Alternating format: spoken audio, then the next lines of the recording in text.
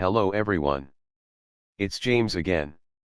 And before I start today's video, I just want to quickly say, all work in this video contains 100% original content of and by myself James Smith, otherwise known as Bgood 4000, and was uniquely created with NAWMAL software, by myself James Smith. As I purchased commercial rights from NAWMAL to produce my unique and original video with this software. Commentary is uniquely my own thoughts, feelings, and expressions. Now that I have that out of the way, I hope everyone had a great and productive day. In this video, I want to talk about having zero tolerance for the narcissist's do-do test. Now first off, I made some videos some time ago that were called the narcissist do-do test. There were a handful of them. If I don't put the link in the box below, you should be able to search Bgood 4000 do-do test. And they should come up pretty quickly. So please take the time to watch them. But in a nutshell, the narcissist, like a shark, likes to bump their prey to see if they are weak and what it will take. And then once the shark sees the prey isn't another strong shark-like creature. However, if it's something weak that won't put up a fight, they turn back around and take a big bite out of what they have now deemed to be food. And narcissists, and a great many people sadly in this society, tend to operate off of this model. They put their best foot forward. They show how good of a friend or partner they are, or co-worker even. Then out of nowhere they might start a big argument for the most craziest of reasons. Or they will put you down in front of others, and get others to laugh at you. They might do something at work to make your work suffer, all the while acting like they don't really know what they are doing. But then something weird happens. They shortly after that pretend like the day before events never took place. Or they might apologize for them. Yes, I know. Narcissists aren't known to apologize. But in these instances they might and do. All just to get you to forget about what happened the day before and fall deeper into the toxic web you are already starting to get tangled up in. You see, this is what we call the sweet mean cycle. Or I like to call the narcissist do-do test. You hear a lot of people on YouTube and everywhere else teaching you how to have relationships with people that do this kind of thing, and how you can game your way through it to somehow having a productive relationship with someone that does this to someone that they are supposed to actually like and someone they are trying to form a relationship with. Here's the thing. Every single person in my life that has done this narcissist do-do test, or whatever someone wants to call it, no matter it be a so-called friend, someone I was dating, someone I married, or a coworker, they, at least in my experience, 100% of the time, turned out to be extremely toxic. And believe it or not, I oftentimes stood my ground. As there is a video I made showing Susie trying to mentally break me down to sell my car, and her to sell hers, so we could buy some expensive SUV truck thing. Now was I being stressed out of my mind with her treatment? To the point of being sick? Yes. But I never sold my car and we never bought the truck SUV thing. Simply because I knew it was wrong. There were many instances like this I had to deal with regarding Susie. So though I stood my ground, did I somehow magically earn her respect? No. She was still a narcissist trying to make my life as miserable as humanly possible. Same with this so-called friend I had. In my growing up years, he too came from a dysfunctional family. Though my life was a mess, I had it a bit more together than this guy, as he ran with a tough crowd at times, where that wasn't my thing at all. Yet we enjoyed each other's friendship. And I thought that if we continued on being friends it would be good for the both of us. However, this guy would be dishonest in his dealings with me, then honest the next. He would bring me into situations, I think on purpose sometimes, where he knew it might not be safe with some of his rough friends. When I thought we were going somewhere else to spend time, He would praise me one day, and put me down the next. All the while, instead of trying to fix my own problems, I was there to help him out anytime he needed me to be there. Well, looking back, I remember at the beginning of our friendship, he got mad for something that didn't make sense. I think it was over the fact I didn't agree with his statements about something. I can't remember, but I believe I just told him, I don't see it that way. He got mad and left. I was just sitting there like, what the heck just happened? Then a few weeks later, he called me asking if I wanted to hang out. Now what I didn't know was happening there was, he was testing me. He got mad for literally no reason, and stormed off. And then came calling a few weeks later to see if I was still interested in being his friend. When in reality, I should have been too busy to hang out. And eventually he would have got the hint and stopped calling. However, what based on my response of going out to spend time, like nothing had happened. It told him, loud and clear, James is a pushover. And he could do whatever he wanted to me, and all he would have to do is act nice once in a while. And boy oh boy was I a pushover. And he got his supply. However, fast forward many years later, when I started to realize what and who Susie was, and I escaped from her, the few interactions I had with this so-called old friend, he could tell there was a change in me. That I wasn't a pushover anymore. Or at least I was working hard at it. And guess what? He has never contacted me again. Now this is a guy I've known since I was around 13 years old. Just poof. Gone. And the reason why is he wants me to chase him down after his bad behaviors. And since I haven't, and he knows I don't have time for his behavior anymore, he has no use for me. Because all I was for him was narcissistic supply. Not a friend.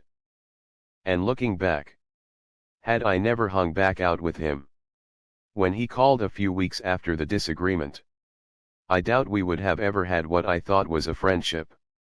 And he would have just found narcissistic supply elsewhere. And I would have never heard from him again. Now on the flip side, the few people in my life that never did such tests, they have been consistently my friend. Now some of them, we joke around with each other, but it never crosses that line of mistreatment. We have fun, and there was never any of this gaming and seeing what one can get away with and gaming on how to handle it and put them in their place.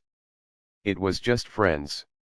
Now the testing that did happen was being careful with each other and who they chose to bring around us and us around them. Such as maybe not having someone new over to the house without knowing them for an extended amount of time. Because bringing someone to your house is a big deal. Though someone might appear nice, they might have rough friends and you might get robbed just because you were too trusting. Then there's just looking for consistency. Is someone honest? Are they really caring? And decent? Are they dependable? Do they have a decent moral compass? Even when it's at a difficult moment in their life. That's what friends and partners should be looking for. Not how can I get away with this and get away with that, and check this person and put that person in their place. That's just stupid, and it's draining of precious life energy. So that's why I have a zero narcissistic do test policy in my life. Now here's the one slight exception. I think, if you are settling down with someone special, I think it's important to talk openly about what you expect. And I think it's good to let them know. I understand you are wanting to see if I'm honest, caring and have morals. But please don't test to see what I will put up with and what I won't put up with if you care about our relationship. Here's the thing. A great many people, even those that aren't narcissists, have been socialized to behave this way. And I think speaking like this not when you first meet someone, but when you are now establishing something solid with this person is important. And if they try to test you after you've had such a conversation, they are clearly telling you and showing you a sneak preview what your relationship will be like. It will never stop and it will only get worse. They are also telling you they don't value you. And they don't value the relationship they have with you.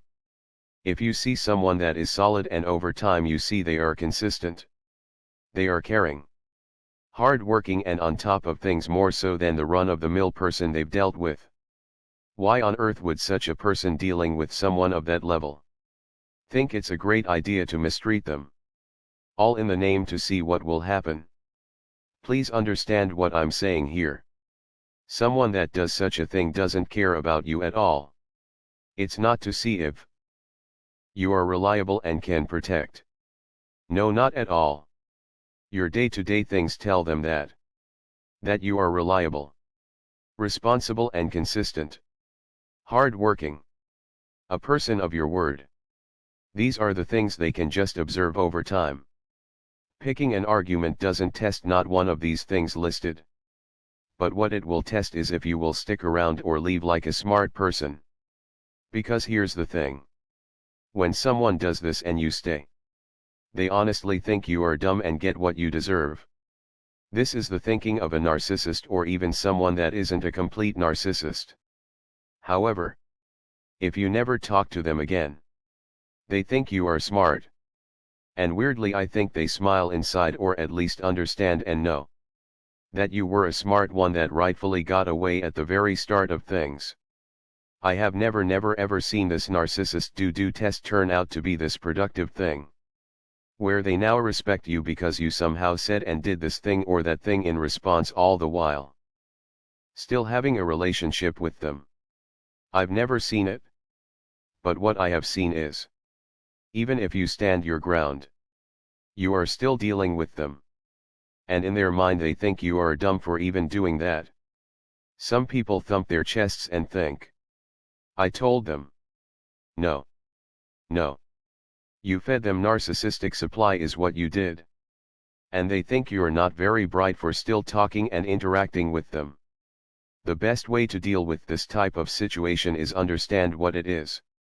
And then leave this person alone for good. And move on with your life. And if this person isn't a real narcissist, they might learn something. That you can't walk around treating people like this. Because the way they are acting is that of a toxic person. Not someone that wants a friend or a life partner. And if it's a real narcissist, walking away means you literally dodged a lifetime of pain and misery. Now here's the thing. Please understand. Walking away like this can be and at times is very hard. Because for the first few months, they come on strong. And acting like they are so into you. Making your brain swim with all the happy chemicals it can produce. Then out of nowhere they take it all away. And like an addict you want to get that high back. Do yourself a favor. Step back. And look at what has happened. And look at how they got you addicted to them and their treatment. Now if they were really caring and loving, why would they take away their love and friendship all over something meaningless? Such as you were 5 minutes late to pick them up for dinner. I use that one a lot because I find it sadly common.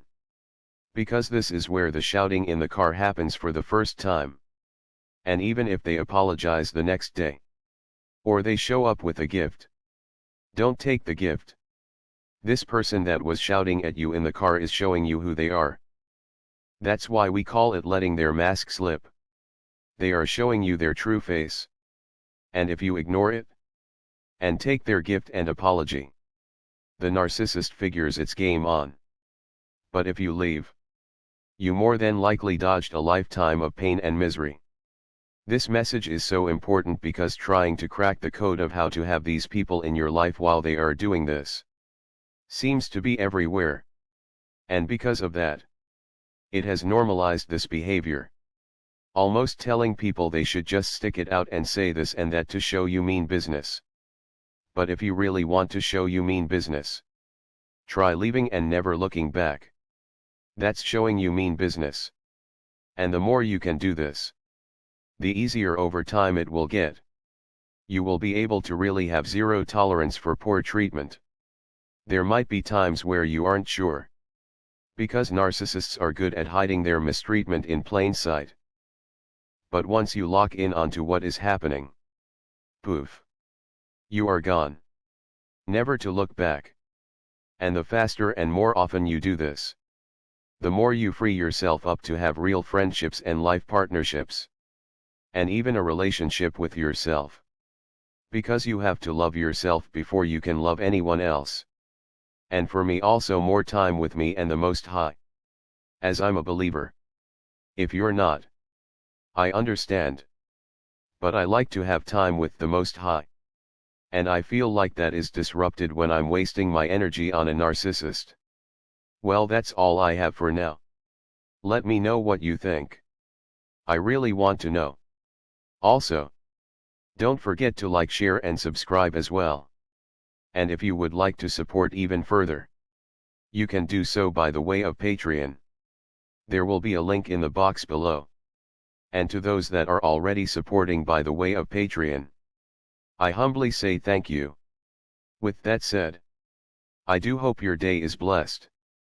And until next time, bye for now. And be good to yourself.